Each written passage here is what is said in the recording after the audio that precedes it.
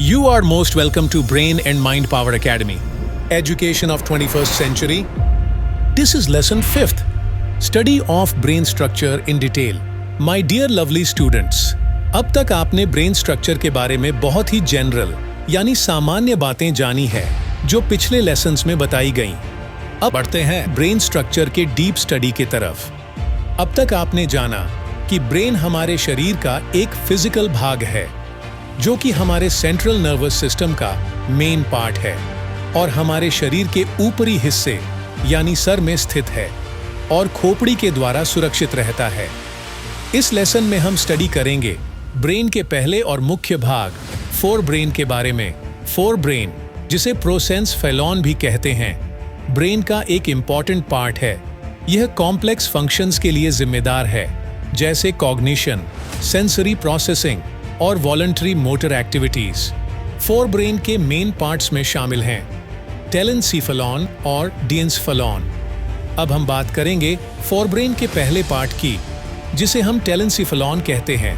टेलेनसीफेलॉन brain का सबसे बड़ा हिस्सा है और इसमें होता है सेरिब्रल कॉर्टेक्स। अब ये सेरिब्रल कॉर्टेक्स क्या होता है?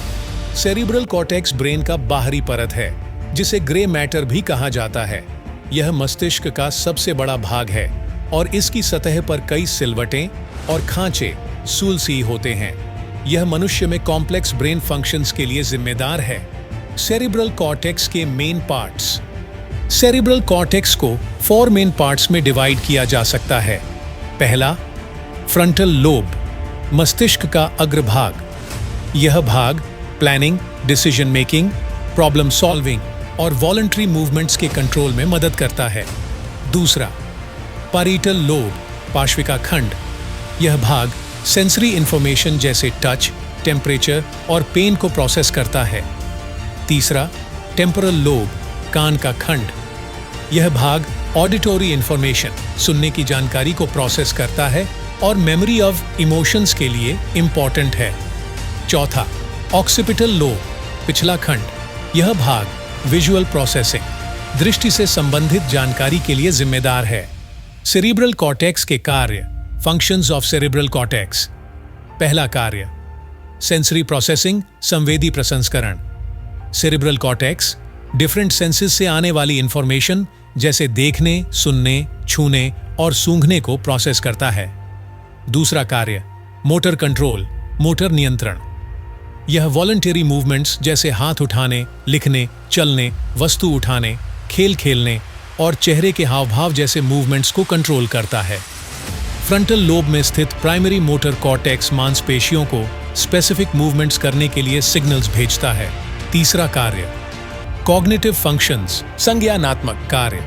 इसमें थिंकिंग, रीजनिंग, प्रॉब्लम सॉल्विंग और डिसीजन मेकिंग शामिल हैं। यह हमारे कॉम्प्लेक्स थॉट्स और बिहेवियर्स को कंट्रोल करता है। चौथा कार्य, लैंग्वेज, भाषा। टेम्पोरल लोब और फ्रंटल लोब भाषा को समझने और उत्पन्न करने में मदद करते हैं। यह हमें बात करने और सुनने की क्षमता प्रदान करता है। पांचवा कार्य, मेमोरी, स्मृति। टेम्पोरल लोब में स्थित हिपोकैम्पस और अन्य भाग मेमोरीज के फॉर्मेशन और रिट्रीवल में मदद करते हैं। छठवां कार्य, इमोशंस, भावनाएं। लिम्बिक सिस्टम के साथ मिलकर सेरिब्रल कॉर्टेक्स इमोशंस को प्रोसेस और रेगुलेट करने में मदद करता है।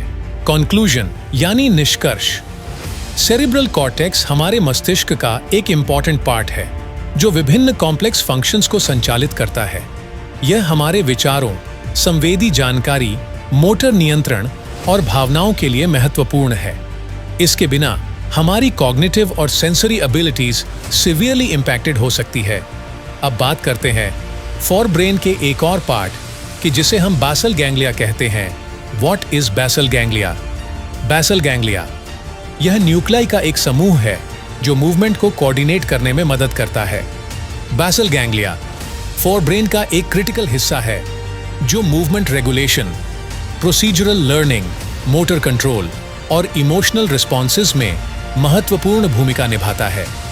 यह ब्रेन के अन्य हिस्सों के साथ मिलकर काम करता है ताकि हमारे मूवमेंट्स स्मूथ और कोऑर्डिनेटेड हों और हम अपने डेली एक्टिविटीज को एफिशिएंटली पूरा कर सकें।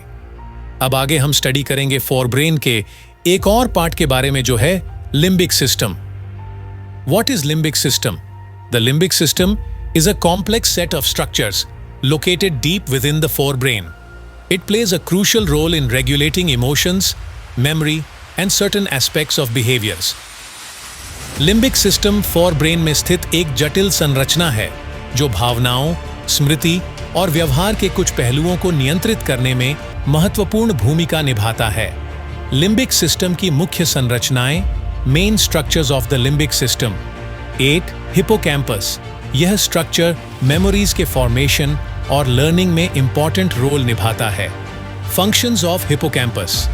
हिपोकैम्पस का कार्य मुख्य रूप से न्यू मेमोरीज को बनाना है और उन मेमोरीज को लॉन्ग टर्म मेमोरीज में कन्वर्ट करना होता है। 2. एमिग्डाला। यह आलमंड शेप्ड स्ट्रक्चर भावनाओं, विशेषकर डर और खुशी को प्रोसेस करने में मदद करता है। Functions of amygdala. अमिग्डाला का मेन वर्क इमोशनल रिएक्शंस यानी भावनात्मक प्रतिक्रियाओं और मेमोरी प्रोसेसिंग में हेल्प करने का होता है। 3. Cingulate gyrus. यह कॉर्टेक्स का एक पार्ट है जो बिहेवियर रेगुलेशन और इमोशनल रिस्पॉन्स में शामिल है। Functions of cingulate gyrus. इसका मेन वर्क सेंसरी इनपुट को इमोशन से जोड़ना होता है और बिहेवियर को रेगुलेट करना होता है। 4. फोनिक्स। यह नर्व फाइबर्स का बंडल है जो हिपोकैम्पस को अन्य पार्ट्स से जोड़ता है। Function of phoenix. फोनिक्स का मेन वर्क लिम्बिक सिस्टम के डिफरेंट पार्ट्स के बीच सिग्नल ट्रांसमिट करना होता है। 5. ममिलरी बॉडीज। यह हाइपोथैलेमस के पार्ट्स होते हैं और मेमोरी प्रोसेस में शामिल होते हैं। Functions of mammillary bodies. Mammillary bodies का कार्य मेमोरीज फॉर्मेशन यानी यादों का निर्माण करना और उन्हें दोबारा याद करने या पाने में हेल्प करने का होता है। लिम्बिक सिस्टम के कार्य functions of the limbic system. 8. Emotion regulation. भावनाओं का नियमन। लिम्बिक सिस्टम डिफरेंट इमोशंस को प्रोसेस और रेगुलेट करने में मदद करता है। एमिग्डाला विशेषकर डर और खुशी जैसी इमोशंस को कंट्रोल करता है। एग्जाम्पल के तौर पे खतरे को महसूस करना और इंस्टेंटली रिएक्शंस देना। 2. मेमोरी फॉर्मेशन यादों का निर्माण। हिपोकैम्पस नई यादों को बनाने और उन्हें लॉन्ग टर्म मेमोरीज में बदलने में इंपॉर्टेंट रोल प्ले करता है, जैसे कोई एक नई भाषा सीखना और उसे याद रखना। 3. बिहेवियर रेगुलेशन व्यवहार का नियमन। सिंगुलेट जाइरस बिहेवियर को कॉन्टेक्स्ट के अनुसार बदलने और कस्टमाइज्ड करने में मदद करता है, जैसे डिफरेंट सोशल सिचुएशंस में उचित बिहेव करना। 4. सेंसरी प्रोसेसिंग संवेदी प्रसंस्करण। लिम्बिक सिस्टम सेंसरी इनपुट्स को इमोशन से जोड़ता है और उन्हें प्रोसेस करता है, जैसे एक स्पेसिफिक स्मेल के साथ जुड़ी हुई इमोशंस का अनुभव करना। 5. रिवॉर्ड एंड मोटिवेशन इनाम और प्रेरणा। Limbic system reward based learning और मोटिवेशन को भी कंट्रोल करता है, जैसे किसी कार्य को पूरा करने पर खुशी महसूस करना और अगले कार्य के लिए इंस्पायर होना। तो ये थे कुछ इंपॉर्टेंट फंक्शंस लिम्बिक सिस्टम के। अब हम बात करेंगे फोरब्रेन के सेकंड पार्ट कि जिसे हम डिएन्सेफेलॉन कहते हैं। डिएन्सेफेलॉन, टेलेन्सेफेलॉन और मिडब्रेन के बीच स्थित होता है। यह मस्तिष्क का एक इंपॉर्टेंट पार्ट है जो sensory, motor signal relay, consciousness, sleep and alertness का रेगुलेशन करता है। Components of the diencephalon. Diencephalon के घटक। पहला, थैलेमस। डिएन्सेफेलॉन का सबसे बड़ा पार्ट है। यह एक रिले स्टेशन के रूप में कार्य करता है और डिफरेंट ब्रेन पार्ट्स के बीच जानकारी को प्रोसेस करता है और भेजता है। दूसरा, हाइपोथैलेमस। हाइपोथैलेमस बॉडी के अलग अलग ऑटोनॉमिक फंक्शंस जैसे भूख, प्यास, शरीर का तापमान और इमोशनल एक्टिविटी यानी भावनात्मक गतिविधि के रेगुलेशन के लिए रिस्पॉन्सिबल है। तीसरा, एपिथैलेमस। एपिथैलेमस में पिनियल ग्लैंड शामिल होती है जो स्लीप वेक साइकिल्स और रिप्रोडक्टिव फंक्शंस यानी प्रजनन कार्यों को रेगुलेट करती है। चौथा, सबथैलेमस। सबथैलेमस मोटर कंट्रोल में रोल प्ले करता है और फंक्शनली यानी कार्यात्मक रूप से बेसल गैंग्लिया से रिलेटेड होता है। Functions of डिएन्सेफेलॉन। डिएन्सेफेलॉन के कार्य। फर्स्ट फंक्शन, सेंसरी रिले यह बॉडी से सेंसरी इंफॉर्मेशन यानी संवेदनशील जानकारी को प्रोसेस करता है और अप्रोप्रिएट सेरिब्रल कॉर्टेक्स एरियाज में भेजता है। Second function, motor control, motor नियंत्रण। यह वॉलंटरी मोटर फंक्शंस का कोऑर्डिनेशन करता है। Third function, autonomic functions. Hypothalamus autonomic nervous system activities को कंट्रोल करता है, जैसे हार्ट रेट, ब्लड प्रेशर और digestion. Fourth function, endocrine regulation. यह पिट्यूटरी ग्लैंड से हॉर्मोन्स रिलीज को कंट्रोल करता है, जो ग्रोथ, मेटाबॉलिज्म और रिप्रोडक्टिव फंक्शंस को प्रभावित करता है। Fifth function, homeostasis. डिएंसफेलॉन शरीर के इंटरनल बैलेंस को बनाए रखता है, जैसे टेम्परेचर, भूख और प्यास को कंट्रोल करना।